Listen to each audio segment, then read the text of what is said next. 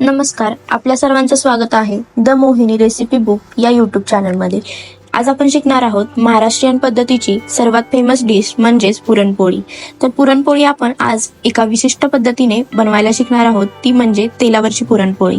तर सर्वप्रथम मी आधी इथे कुकरमध्ये हरभरा डाळ, थोडीशी एक पळी तेल, चवीनुसार मीठ आणि चिमूटभर हळद टाकून डाळ शिजवण्यासाठी ठेवलेली आहे। डाळ शिजेपर्यंत आपण इथे सर्वप्रथम पीठ मळून घेऊयात। गव्हाचं पीठ घ्यायचं आहे, त्याच्यामध्ये थोडंसं चवीनुसार मीठ टाकायचं आहे आणि अशा प्रकारे आपण पीठ मळून घ्यायचं आहे। पीठ मळत असताना जास्तीत जास्त पाण्याचा आणि तेलाचा वापर करायचा आहे, कारण आज आपण तेलावरची पुरणपोळी बनवणार आहे।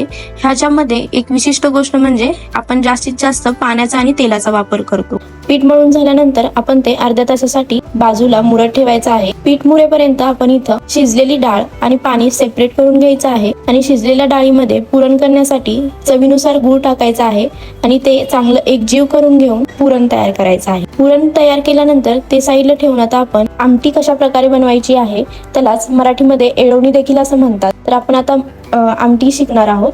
त्याच्यासाठी आपण इथे एक पळी तेल घेतलेलं आहे, चिमूटभर मोहरी, चिमूटभर जिरे आणि थोडासा कढीपत्ता टाकून थोडंसं त्याला तडतडी येईपर्यंत हलवून घ्यायचं आहे। त्याच्यानंतर इथं आपण वाटण टाकणार आहोत। वाटणमध्ये आपण भाजलेला कांदा, भाजलेलं खोबरं, आलं, लसूण आणि कोथिंबीर घेतलेली आहे। ह्याचं चांगलं वाटण करून घेऊन इथं चांगलं परतून घ्यायचं आहे।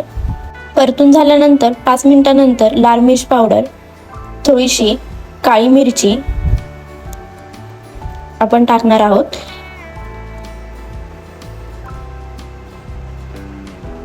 चिमूटभर मीठ,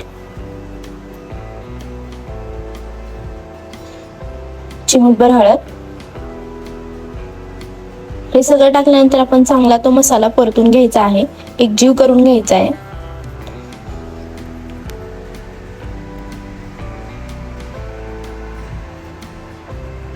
आपण यामध्ये आता थोडीशी हरभरा डाळ साईडला काढून ठेवलेली आहे, ती यामध्ये टाकणार आहोत। जेव्हा आपण यामध्ये हरभरा डाळ टाकतो तेव्हा जी आपली एळवणी आहे त्याला खूप चांगल्या पद्धतीची चव येते। थोडंसं परतून घेतल्यानंतर आपण त्यामध्ये हरभऱ्याचं जे पाणी सेपरेट काढून ठेवलेलं ते यामध्ये टाकणार आहे। त्याने आपल्या एळवणीला एक विशिष्ट पद्धतीची चव येते।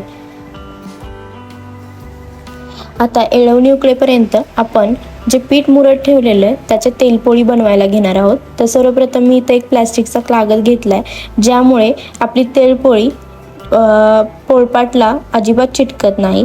त्यासाठी आपण आधी प्लास्टिकचा कागद घेतलेला आहे, त्याला थोडंसं तेल लावून घ्यायचं आहे आणि एक उंडा घेऊन त्याला अशा प्रकारे त्याची वाटी करायची आहे, जेणेकरून आपल्याला त्यामध्ये पुरण ठेवता येईल।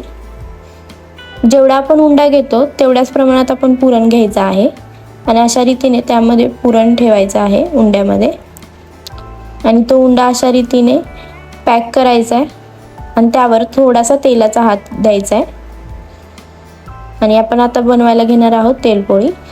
इथं पहा, मी खाली पण एक प्लास्टिकचा कागद घेतलेला आणि वरती देखील घेतलाय, जेणेकरून आपली पुरणपोळी एकदम अलगद अशी लाटल्या जाते।